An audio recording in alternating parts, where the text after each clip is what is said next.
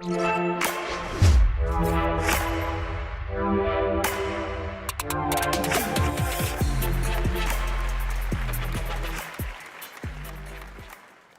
of you have heard of some of my background and some of what we've done. I want to run through a little bit of what we're seeing, but I want to lift up a level and highlight what I think are the key issues that we're facing globally today that are not so obvious to the naked eye, and then talk about why Toronto. I'm a Waterloo grad. The minute I graduated, I left. I went to Europe for 10 years. I was restructuring large European companies, mostly French ones, which is why I'm bald, and I think many of you will understand that. French companies don't like to be restructured. Came back here in 98, 99, and I tried to raise money for a startup, and it was unbelievably difficult back then.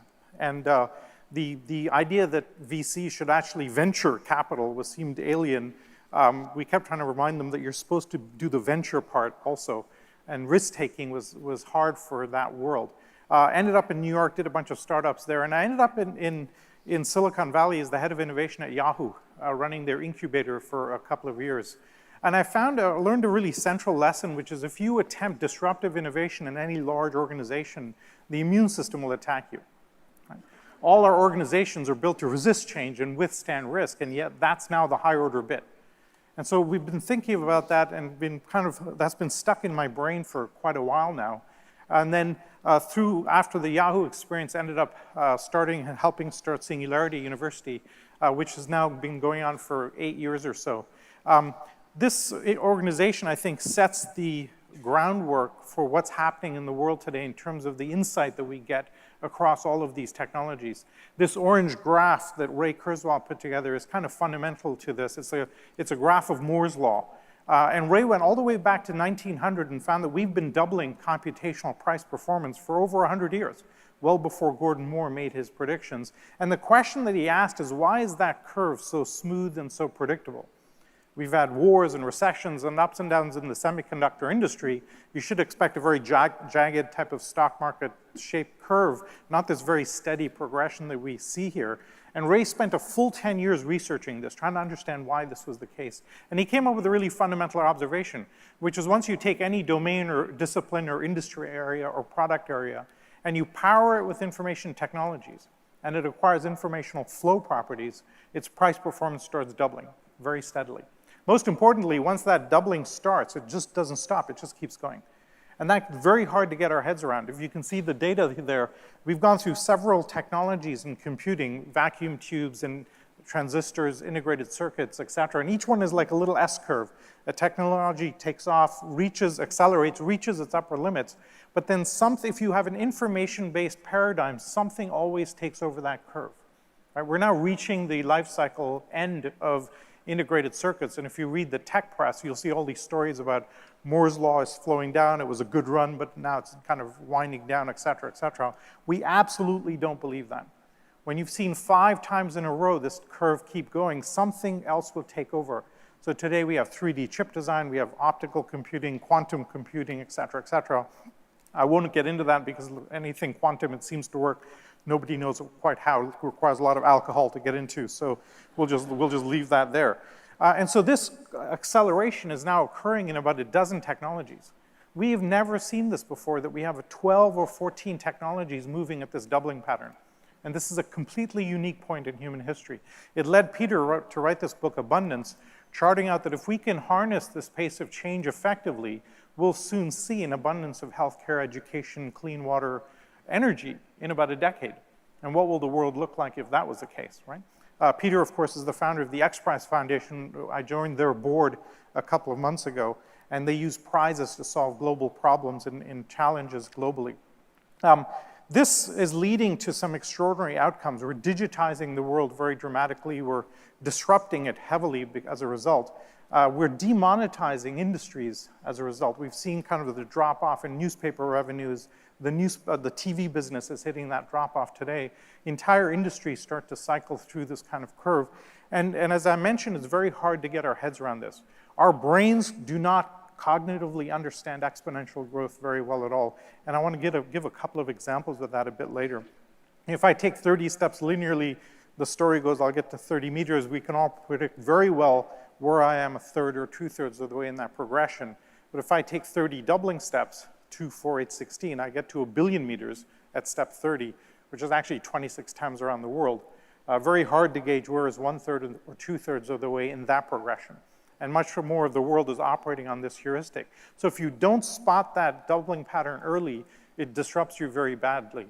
If you disrupt it early, it's the biggest advantage you could possibly have, right? Quick show of hands. How many of you had heard of 3D printing 5 years ago? Can I see a show of hands? Okay, a bunch of you. 10 years ago? Okay, 15 years ago? So 3D printing is actually 34 years old. It is not a new technology. But when it first came out in the early 80s, the price performance was terrible. You could print out like 0.001 widgets an hour. 2 years later, it doubled to 0.002 widgets later, an hour. 2 years later, 0.004. 2 years later, 0.008. And for a long time, it just looks like 0. Then it hits the knee of the curve, hits 0.1, 0.2, 0.4, 0.8, 1.6. Things go crazy. Then we call it a black swan. Right? And we're seeing this, as I said, in technology after technology, industry after industry. Price performance is absolutely accelerating. And here's one way I like to frame it. This is a 700-year look at the cost of light, all the way from 1300 to today. And really interesting is the shape of this curve. You can see it was very, very expensive to light up a house or a room. Then it plateaued for a while. And then it crashes pretty much to 0 as we industrialize it and kind of make it scale to a mass audience, right? And as I said, the shape of this curve is quite interesting because here's the shape of the curve for sequencing DNA. And you see a very similar shape, very expensive plateaus for all, crashes pretty much to 0. Here's the cost of solar modules, and you see the same shape. Right? In fact, solar is a fascinating one. We are doubling every 22 months today the price performance of solar cells. At this pace, we will be able to deliver 100% of world energy supply using solar in about 14 years. Okay?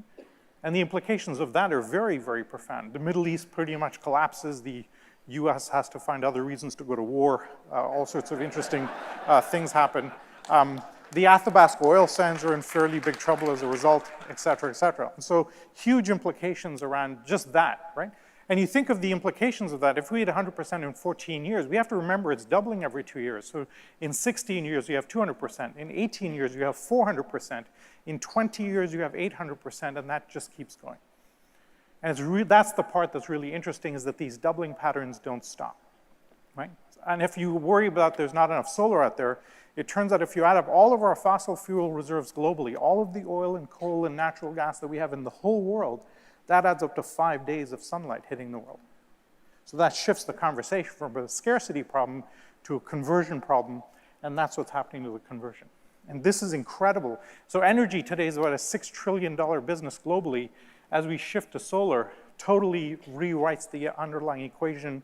That whole industry essentially collapses. We expect about a 5 to 6x drop in revenues over a 2 to 3 decade period. Right?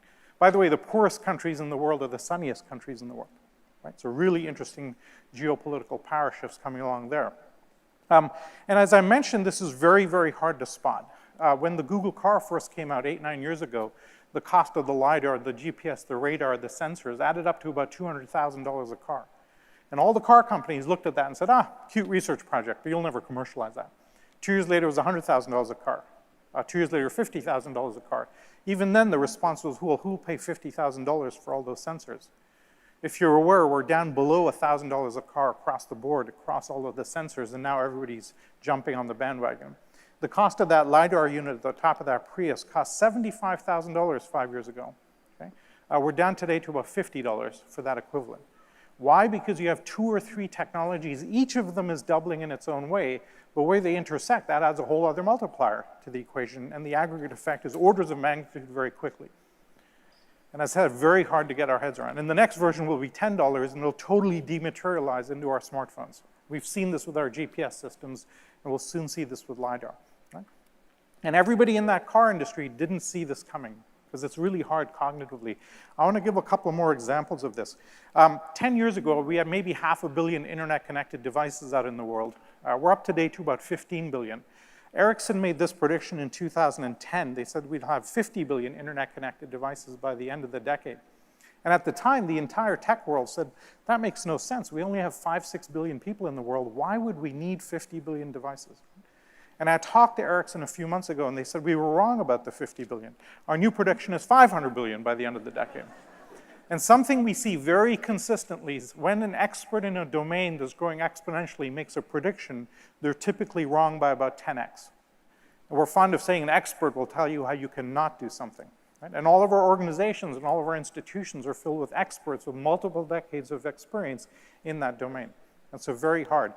Even in the solar energy world, 12 years ago, 2003, 14 years ago now, the leading expert in the world in solar energy made this comment. He said, look, if you add up the cost of the physical components, the silver, the glass, the wiring, we will never drop below $1 a watt. That's the floor. That's as low as you can go.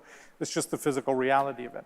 You can see from that blip, the market actually believed him for a little while. Then it started to drop, kept dropping. We're down to about 15 cents a watt today, and his comment at the bottom is very telling. He says, okay, getting below $1 has exceeded my expectations, right? And even the leading expert in this domain has a tough time with this. So this is really tough, and it's cognitively hard to get around. And we spend a lot of time kind of breaking through old people's old habits to get a sense of what's possible today. Today, we're seeing kind of the rampant rise of solar energy. Chile is already generating so much solar, it's giving it to its neighbors for free. A quarter of the farms in California are already solar powered. And maybe in the most ultimate irony around this, the coal museum in Kentucky is now powering itself with solar. And how do you look yourself in the mirror, right? How do you do that, okay? And just incredible. And so this is some of the chaos that's happening and the turbulence that's happening as we kind of roll this paradigm out globally. Now, the technology is all very sexy. We can kind of go on for a long time. But we have a really fundamental problem, which is that our societies are not set up to absorb this pace of change. Okay? In fact, I argue that every mechanism by which we run society, our civics, our politics, our legal systems, our healthcare systems, education, intellectual property, you name it, all designed for an incremental, linear, stable, predictable world. They were all designed several centuries ago when the world was local and linear. Anything important happened within a day's walk. Today, something that happens in Tokyo or Miami affects us in minutes. And again, our visceral effect of trying to get our heads around this is very, very difficult. And this, we're seeing the stress. You think about our leadership today. All of our leaders globally are not able to articulate this magical future that we're living into. Abundance of energy, which means clean water becomes easy. When you have clean water, 60% of infectious diseases disappear, et cetera, et cetera. We end up back in the fear factor. Here's the Prime Minister of Turkey from last year. Right? Here's the US, its amygdala and its kind of immune system freaking out, trying to address old problems, new problems using old solutions. Here's the Fourth Amendment, the right to privacy in the US.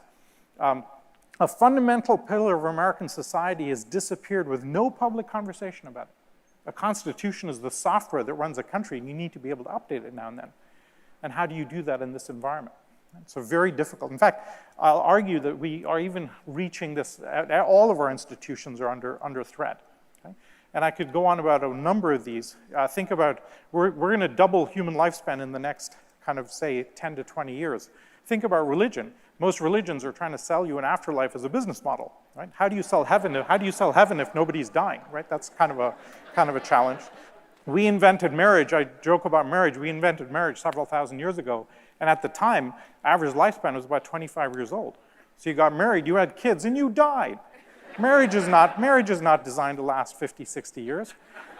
My joke about that is that's state-sanctioned torture. So but very seriously, this is affecting all of us globally, right? Think about the rise of fundamentalism globally. Pockets of people in every ideology. You know, Hindu nationalists, Muslim radicals, Christian evangelicals, Jewish settlers. In every ideology, people are saying, I can't take this pace of change. Let's go back to an older time when things were better. Maybe the biggest insight I've had watching the stress is that human beings would much rather be comfortable than happy. And because we know kind of what happened in the past, we try and go back to it. It's a fallacy, but this is the challenge. Right? And all of our institutions today are at breaking point. And so the thing I've been thinking of is how do we rewrite our institutions? And often in our institutions, and especially the public sector, our existing policy is the immune system.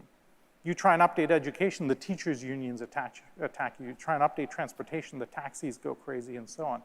And so we have to figure this out, and I've been looking at this for quite a while. I wrote this book 3 years ago, talking about how organizations react to this new pace of change. And we came up with some interesting theories. And I want to give you 2 pieces of what's happening in the world today. And what's the underlying cause, right? So the first is, very clearly we're pepper spraying our civics and our politics. We're seeing incredible stress around the world with what's happening globally. And I'll argue that we're actually shifting the modality of the world from a male archetype to a female archetype. We run the world today on a set of very male archetypal structures, the corporation, the military-industrial complex, Judeo-Christian religions, top-down pyramid structures, usually a man at the top. If you look at the rise of Burning Man, the maker movement, the open source movement, the internet, we're moving to a kind of a female archetype. And we've used this kind of to ratchet back and forth throughout the history of civilization to update ourselves. And the tension that we see in the world is moving from that male archetype to a female archetype. The male archetype is really good at managing scarcity, right? Command and control, go grab it, optimize for things, increased efficiency, et cetera, et cetera. But as the world moves to abundance, we actually need a female archetype. When the male archetype goes into stress, it goes into the fight or flight response. And we're seeing that stress today in all of our government systems globally. When the female archetype goes into stress, they tend to tend and befriend. They don't go to a fight or flight response. Right? And research has proven this out. Now, when the male archetype kind of connects with power and abundance, it relates to it as power and tries to hoard it. Wall Street, Middle East oil, et cetera. When the female archetype meets abundance, they share it around. And that's what we see on the internet, networking, participatory, nurturing environments, which is what we're slowly moving to. And in biology, they've actually figured this out. Fire ants in Central America have these hives of fire ants, and they rip each other to shreds. If you watch any of the videos around this, they're actually a complete war. But when they got to the US, they found there was abundance. They rewrote their own genes, and in the US, they cooperate, they do not fight. And so biology has already figured this out. Evolution is quite a bit ahead of us in this case. The big question is, how do we update our cultural structures? How do we update our cultural institutions? The second thing that's happening, aside from this, I think we're moving from, we've run the world very successfully for the last few hundred years on money, capitalism, commerce. Commerce is the main mode of discourse in the world today. Right?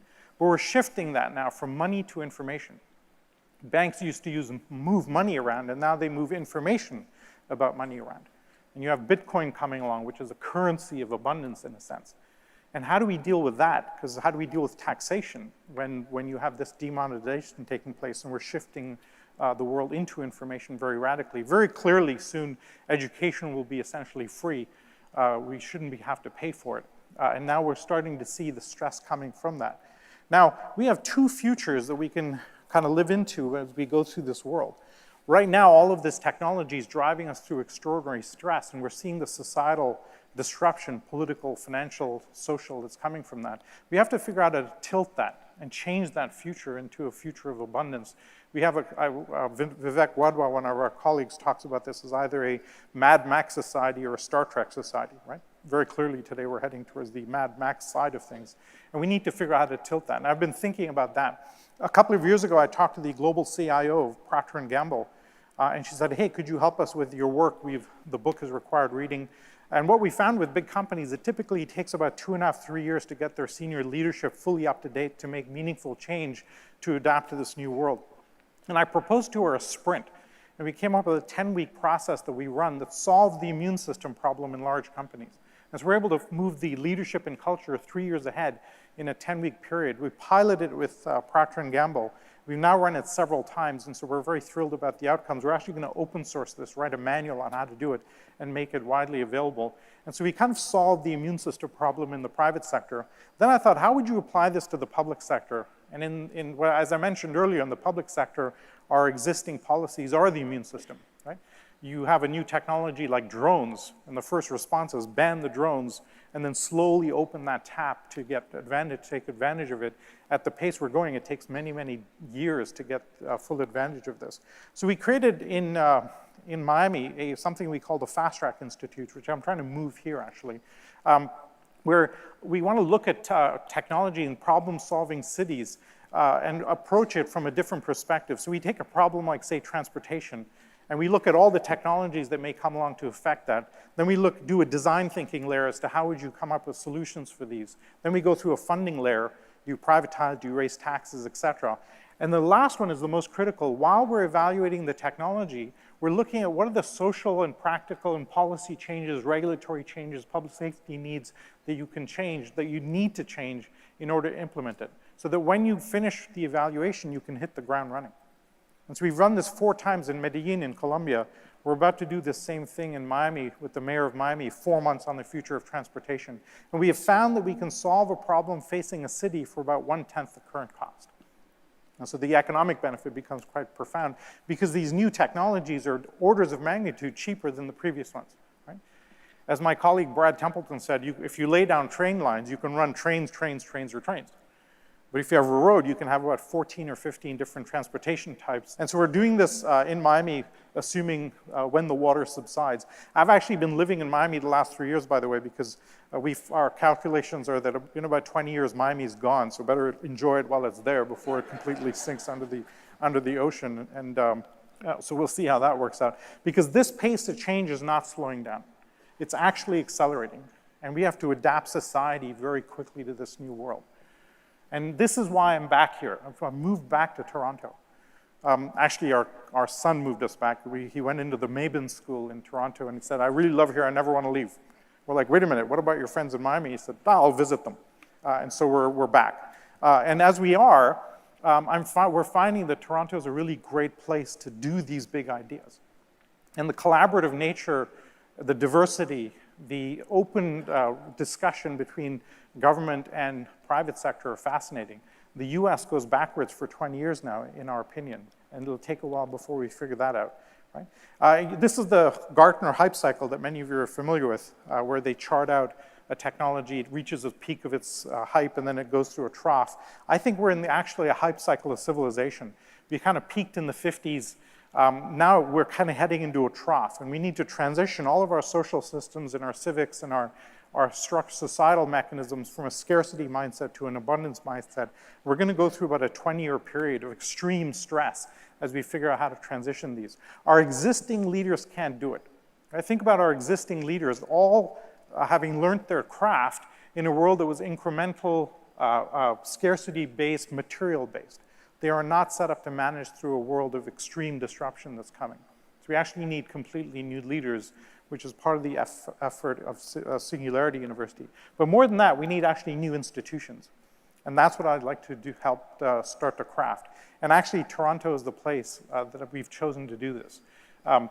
Because here, with what's happening, if you look at the collaborative nature of it, we can actually start doing some really magical things. In about a month, we're having the Singularity Summit. We're bringing all our faculty here. We're having a conference a bit later in January on this whole EXO paradigm. Our old business models are all about managing scarcity and selling scarcity, right? If you didn't have scarcity in the past, you didn't have a business. But today we're finding new business models around abundance. Airbnb is tapping into an abundance of extra bedrooms, Uber an abundance of cars. We'll soon find those same business models in energy. And so that's where we're going to be heading soon. And I love the collaborative nature of this. And so 20 years of being away, a number of years in Silicon Valley, a number of years in Miami, we're finally back here.